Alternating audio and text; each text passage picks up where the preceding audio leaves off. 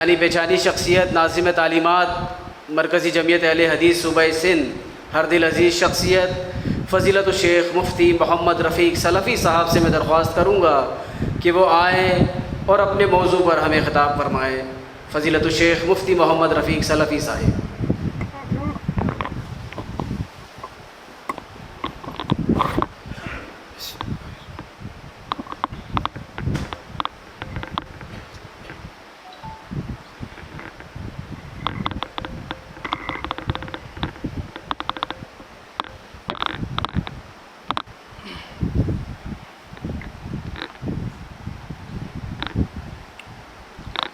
السلام علیکم ورحمۃ اللہ وبرکاتہ۔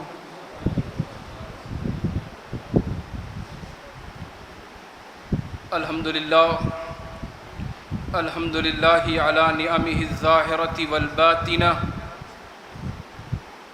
قدیما وحدیثا والصلاۃ والسلام علی سید الانبیاء وخاتم الرسل محمد وعلی آلہ واصحابہ اجمعین۔ قال اللہ عز وجل کل نفس ذائقۃ الموت۔ قال اللہ عز وجل فی موضع آخر ولن یؤخر اللہ نفسا اذا جاء اجلها۔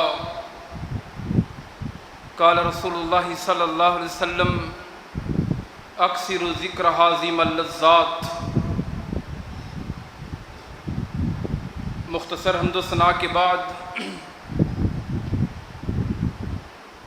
اساتذہ میرے موجود ہیں، شیوخ موجود ہیں۔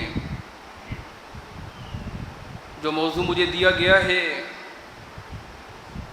اس موضوع پر کچھ لب کشائی کرنے کی کوشش کروں گا، اس نیت سے کہ اللہ ہم سب کو عمل کرنے کی توفیق عطا فرمائے۔ فکر آخرت کا موضوع انتہائی لمبا اور طویل ہے۔ موت کے بعد سے ہی آخرت کے مراحل شروع ہو جایا کرتے ہیں، اور موت ایک حقیقت ہے، اللہ کا قانون ہے، اس سے کوئی بچ نہیں سکتا۔ الموت قدح کل نفس شاربہ والقبر باب کل نفس داخلہ۔ یہ ایسی حقیقت ہے، میں مانوں یا نہ مانوں، دل تسلیم کرے یا نہ کرے، یہ آ کر رہے گی، اس سے ہم بچ نہیں سکتے، اس سے ہم راہ فرار اختیار نہیں کر سکتے۔ یہ نہیں دیکھتی بڑا ہے یا چھوٹا ہے، مرد ہے یا عورت ہے، نیک ہے یا بد ہے، جس پر آتی ہے نہ تو وہ خود اس موت سے بچ سکتا ہے، نہ ارد گرد آس پاس بیٹھے ہوئے لوگ اسے اس موت سے بچا سکتے ہیں۔ یہ ایسا مشروب ہے جسے ہر نفس نے پینا ہے، اور قبر ایسا دروازہ ہے کہ جس میں ہر نفس نے داخل ہونا ہے۔ جب وقت مسمم آ جائے ایک لمحہ بھی پیچھے نہیں ہٹتا۔ صحیح بخاری کی حدیث ہے کہ موت ادنا من شراک نعلی، کہ موت انسان کے تسمے سے بھی زیادہ قریب ہے۔ تسمہ باندھنے میں تو ٹائم لگ سکتا ہے، لیکن جب روح پرواز ہو جائے تو اس میں ٹائم نہیں لگتا۔ نہیں دیکھتی وَلَن يُؤَخِّرَ اللَّهُ نَفْسًا إِذَا جَاءَ أَجَلُهَا، جب موت کا وقت آ جائے تو ایک لمحہ بھی پیچھے نہیں ہٹتا۔ نہیں دیکھتی کہ یہ ولی ہے، یہ عالم ہے، یہ مبلغ ہے، یہ داعی ہے۔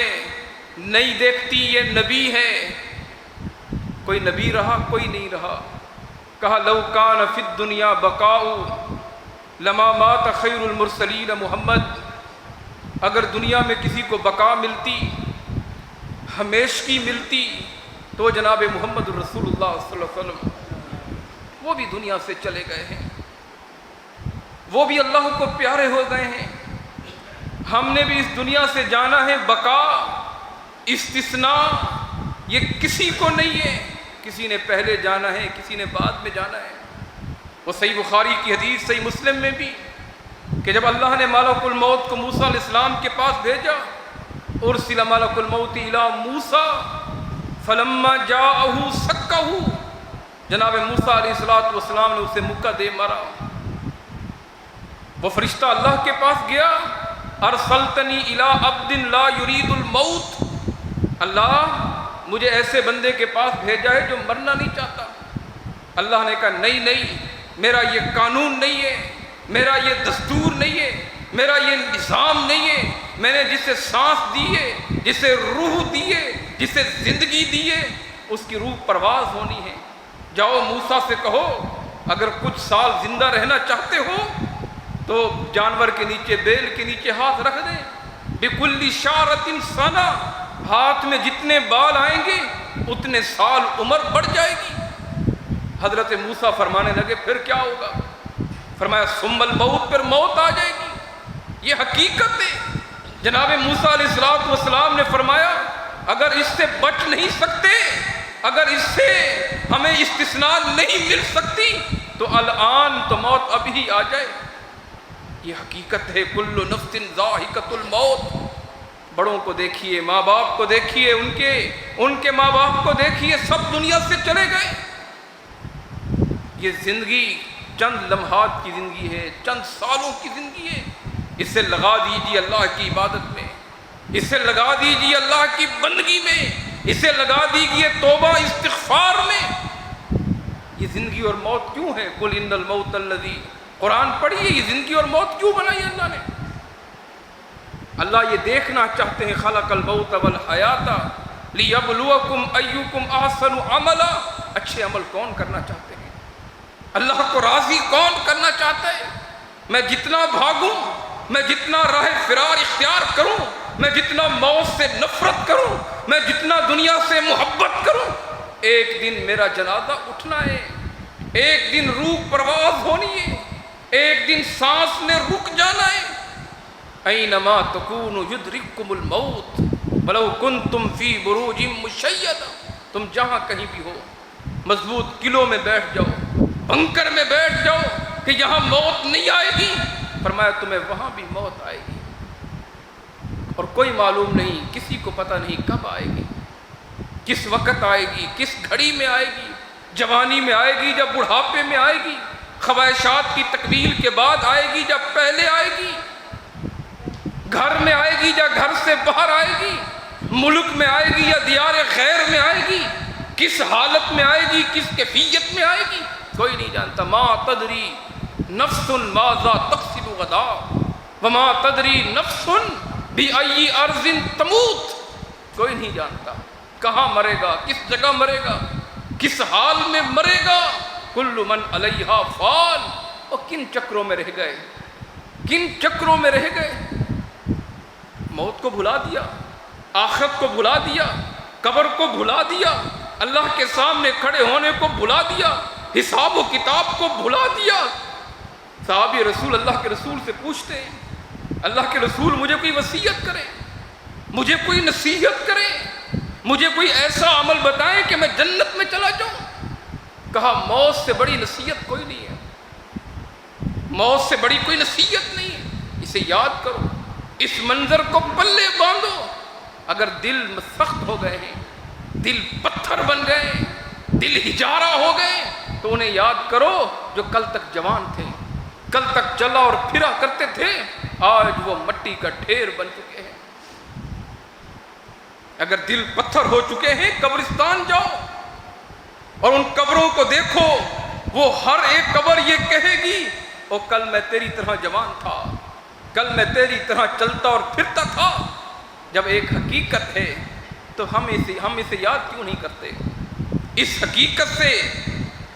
حقیقت کو ہم تسلیم کیوں نہیں کرتے؟ اس حقیقت کے مطابق ہم زندگی بسر کیوں نہیں کرتے؟ اس حقیقت کو یاد کر کر ہم اللہ کے سامنے روتے کیوں نہیں ہیں؟ ہم گڑ گڑاتے کیوں نہیں ہیں؟ پھر دنیا میں ایسی لگن کیوں ہے؟ اس سے راہ فرار اختیار نہیں کر سکتے۔ اللہ کے رسول صلی اللہ علیہ وسلم نے فرمایا تھا اکثر ذکر ہاضم اللذات، اور اسے یاد کرو جو لذتوں کو مٹا دیتی ہے، جو بیویوں کو بیوہ کر دیتی ہے۔ کون سی چیز؟ موت۔ جو بچوں کو یتیم کر دیتی ہے۔ کون سی چیز؟ موت۔ جو گھروں کو ویران کر دیتی ہے۔ تکثر ذکر حازم اللذات، اور لذتوں کا خاتمہ کرنے والی وہ موت ہے، اسے کثرت سے یاد کرو۔ اما عائشہ فرماتی ہے رضی اللہ عنہ، اللہ کے رسول صلی اللہ علیہ وسلم حضرت ختیجہ کا بڑا ذکر کرتے ہیں۔ حضرت ختیجۃ الکبریٰ نبی علیہ السلام کی پہلی زوجہ ہے، نبوت کا 10واں سال ہے، ان کی روح انقطاع ہوئی، اللہ کے رسول بڑے غم زدہ ہیں، آپ پر غم کے پہاڑ ٹوٹ پڑے۔ اما ختیجہ کے ہوتے ہوئے آپ نے کسی دوسری زوجہ سے شادی نہیں کی۔ اما عائشہ فرماتی ہیں بار بار ذکر کرتے، حضرت ختیجہ کے احسانات کو یاد کرتے، حضرت ختیجہ کا تذکرہ کرتے۔ اللہ اکبر کبیرہ۔ کہا میں نے ذکر کیا، اللہ کے رسول کیوں؟ کہا عائشہ کی موت نے، ختیجہ کی موت نے مجھ پر غم کے پہاڑ ڈھا دیے تھے۔ میرے بھائیوں، موت ایک حقیقت ہے۔ آخر کیا وجہ ہے ہم نے موت کو یاد کرنا چھوڑ دیا؟ آخرت کی فکر ہمارے دل سے ختم ہو گئی۔ صرف 2 وجوہات ہیں، ایک تو دنیا کی محبت، دولت کی محبت، مال کی محبت، اس نے ہمیں آخرت سے دور کر دیا۔ اور یہ دنیا یہ عارضی ہے۔ رب کا قرآن کھولیے، بل تؤثرون الحیات الدنیا والآخرۃ خیر وابقیٰ، اور تم دنیا کی زندگی کو ترجیح دیتے ہو، حالانکہ آخرت کی زندگی خیر وابقیٰ، جو بہترین بھی ہے اور ہمیشہ کی زندگی ہے۔ اور دنیا کی زندگی متاع الغرور، یہ دھوکے کا سامان ہے، اور دنیا کی زندگی لعب و لہو، یہ کھیل اور تماشا ہے۔ میں دنیا کی زندگی میں قبر کو بھلا بیٹھا، دنیا کی زندگی میں اللہ کے سامنے کھڑے ہونے کو بھلا بیٹھا، دنیا کی زندگی میں ایسا مست ہوا کہ حساب و کتاب کو بھلا بیٹھا۔ کہا یہ دنیا کی زندگی دھوکے کا سامان ہے۔ اللہ کی قسم، اگر دنیا کی حقیقت ہوتی پیارے پیغمبر پیٹ پر پتھر نہ باندھتے اور یہ نہ کہتے اللہم لا عیش الا عیش الآخرہ، اللہ دنیا کی کوئی زندگی ہے؟ زندگی ہے تو آخرت کی زندگی ہے۔ پیٹ پر پتھر باندھے، علماء موجود ہیں، ایک دفعہ نہیں باندھے، تاریخ اٹھائیے، اللہ کے رسول نے 4 دفعہ پیٹ پر پتھر باندھے، ہجرت کر رہے ہیں پیٹ پر پتھر باندھے، مسجد نبوی تعمیر کر رہے ہیں پیٹ پر پتھر باندھے، تبوک حنین کا موقع، غزوہ خندق کا موقع ہے، پیٹ پر پتھر باندھے، اور کیا کہہ رہے ہیں اللہم لا عیش الا عیش الآخرہ۔ فرشتہ آیا تھا، آپ دعا کریں گھر سونے کے ہو جائیں، سونے کی انبار ہو جائیں، دولت کی انبار ہو جائیں۔ کہا نہیں نہیں نہیں نہیں نہیں نہیں، مجھے دنیا نہیں چاہیے۔ انی اجوع یوما واشبع یوما، ایک دن میں بھوکا رہنا چاہتا ہوں، ایک دن میں پیٹ بھر کے کھانا کھانا چاہتا ہوں۔ اللہ جس دن پیٹ بھر کے کھانا کھایا، حمدتک و شکرتک، تیرا شکریہ ادا کروں گا، اللہ تیری تعریف کروں گا، تیری حمد بیان کروں گا۔ جس دن بھوکا رہا، جس دن پیاسا رہا، تضرعت الیک، اللہ میں آپ کی طرف رجوع کروں گا۔ یہ دنیا کی زندگی، اور جس کے بارے میں فاطمہ کے بابا نے فرمایا دنیا کی مثال آخرت کے بدلے میں ایسی ہے جیسے دریا چل رہا ہے، سمندر چل رہا ہے، ایک آدمی انگلی ڈالتا ہے فَلْيَنْظُرْ بِمَا يَرْجِي، پھر انگلی نکالتا ہے، کتنا قطرے پانی کے آتے ہیں۔ کہ ایسی مثال دنیا کی ہے۔ لو كانت الدنيا تعدل عند الله جناح بعوضة ما سقى كافرا منها شربا، اگر دنیا کی حیثیت ایک مچھر کے پر کے برابر بھی ہوتی، اللہ کافر کو پانی کا ایک گھونٹ تک نہ پلاتا۔ کیا فرمایا؟ الدنیا سجن المؤمن و جنت الکافر۔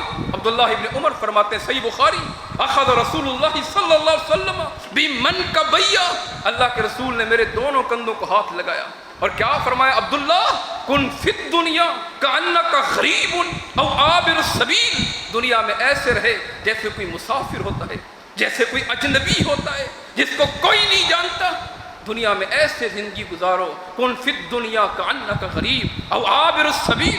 عبداللہ بن عمر فرمایا کرتے تھے، اذا اصبحت فلا تنتظر المساء اذا امسیت فلا تنتظر الصباح وعد نفسک مع الموت۔ کہا جب صبح کرو تو شام کا انتظار نہیں کرنا۔ یہ کیا پڑھ رہا ہوں؟ حدیثیں پڑھ رہا ہوں، یہ پیغمبر کے فرمودات پڑھ رہا ہوں، یہ صحابہ کا اثر پڑھ رہا ہوں۔ اپنی زندگی کو ہم دیکھیں، کہا صبح کرو تو شام کا انتظار نہیں کرنا۔ میری سوچیں کتنی لمبی اور طویل ہیں۔ جب شام کرو تو صبح کا انتظار نہیں کرنا، وَعُدَّ نَفْسَكَ مَعَ الْمَوْتَى، اپنے آپ کو مردوں میں شمار کرنا۔ اور میری زندگی، میری سوچیں، میری کہانیاں، میری زندگی کا لائف اسٹائل اتنا لمبا اور طویل ہے، اللہ کی قسم اس میں موت تو ہے ہی نہیں، اس میں نقصان ہے ہی نہیں، اس میں نفع ہی نفع ہے، اس میں بڑھوتی ہی بڑھوتی ہے، اس میں دنیا ہی دنیا ہے، اس میں دولت ہی دولت ہے۔ جناب رسول اللہ صلی اللہ علیہ وسلم نے فرمایا لو کان لابن آدم وادیان من ذهب لشئت ثالثا، ابن آدم کا پیٹ کوئی چیز نہیں بھر سکتی۔ ابن آدم کہتا ہے آوے ہی آوے، آوے ہی آوے، مالی مالی مالی مالی، اور میرا مال اور میری دولت اور میری دنیا۔ اس کا مال کیا ہے؟ ما اکل فافنا، ما لبس فابلا، ما آتا فقتنا۔ اس کا مال ہے کیا؟ کہا ابن آدم جب مرتا ہے فرشتے کہتے ہیں ماں قدما، اس نے آگے کیا بھیج دیا؟ اور بنو آدم کیا کہتے ہیں، لوگ کیا کہتے ہیں، جان پہچان والے کیا کہتے ہیں، ماں اخرا، اور پیچھے کیا چھوڑ کے گیا؟ ابن آدم کیا ہے؟ کہا دو پہاڑ سونے کے مل جائیں لشئت ثالثا، کہے گا تیسرا بھی آنے دو۔ دو دکانیں بنائی تیسری کی خواہش ہے، دو گھر بنائے تیسرے کی خواہش ہے، دو ملیں بنائی تیسری کی خواہش ہے۔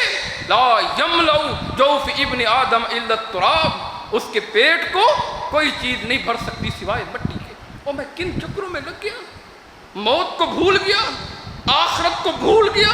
وہ مراحل انتہائی مشکل ہیں، انتہائی تکلیف دہ ہیں، انتہائی کٹھن ہیں، اور کیسے کھڑے ہوں گے؟ اور قبر میں کیا بنے گا؟ موت کے بعد کیا ہے؟ قبر ہے، قبر میں کیا بنے گا؟ حساب و کتاب کا مرحلہ بڑا مشکل ہے۔ جناب رسول اللہ صلی اللہ علیہ وسلم نے فرمایا لولا تدافنوا، اگر تم مجھے ڈر نہ ہو کہ تم مردوں کو دفنانا چھوڑ دو، میں تمہیں آواز سنانا شروع کر دوں کہ کتنی تکلیف میں ہیں، کتنی مشکل کے اندر ہے۔ اور قبر کا عذاب بڑا مشکل ہے۔ وہ دو آدمیوں کا عذاب ہو رہا تھا قبر میں، کہا ایک پیشاب کی چھینٹوں سے نہیں بچتا تھا، دوسرا چغل خور تھا۔ اللہ کے رسول نماز میں دعا کرتے اللہم انی اعوذ بک من عذاب القبر، اور یہ قبر جنت بھی بنے گی، یہ قبر جہنم بھی بنے گی۔ جب دنیا میں نیک کام کیے ہوں گے، جب دنیا میں اللہ کو راضی کیا ہوگا، جب دنیا میں توبہ کی ہوگی، جب دنیا میں اللہ کو منایا ہوگا، یہ قبر جنت بن جائے گی۔ کیا بن جائے گی؟ جنت بن جائے گی۔ اور جب گناہ کیے ہوں گے، جب اللہ کی بغاوت کی ہوگی، جب اللہ کی دھرتی پر اللہ کی آیتوں کا انکار کیا ہوگا، جب گناہ در گناہ کیے ہوں گے، یہی قبر جہنم کا حفرتم من نار من النار، یہ جہنم کا گڑھا بن جائے گی۔ یہ قبر جنت بھی ہے۔ کہا جو سوالوں کے جواب دیتا ہے کیا ہوتا ہے؟ اس کی قبر کو وسیع کر دیا جاتا ہے، فرشتے جنت کا دروازہ کھول دیتے ہیں، اور کیا کہتے ہیں نوم کا نومت العروس، اگر جواب نہیں دیتا یہ قبر کو تنگ کر دیا ہے۔ اور میں نے قبر کی کیا تیاری کی ہے، جہاں کوئی پنکھا نہیں، اللہ کی قسم کوئی لائٹ نہیں، اللہ کی قسم کچھ نہیں، وہاں پنکھا اور لائٹ اے سی کیا کام کریں گے؟ آپ کی نیکیاں ہوں گی، سب کچھ بن جائے گا، اور نیکیاں کچھ نہیں۔ کبھی اکیلا بندہ بیٹھ جائے تو پریشان ہو جاتا ہے، 5 منٹ کے لیے بجلی چلی جائے تو پریشان ہو جاتا ہے، اور وہاں تو کچھ نہیں، وہاں کیا بنے گا؟ وہاں کیسے جواب دیں گے؟ وہاں ہوگا کیا؟ کتنا مشکل مرحلہ ہے، کتنا کٹھن مرحلہ ہے۔ اور فکر آخرت کہاں سے شروع کروں اور کہاں تک ختم کروں؟ آخرت کا مرحلہ وہ کتنا لمبا اور طویل مرحلہ ہے۔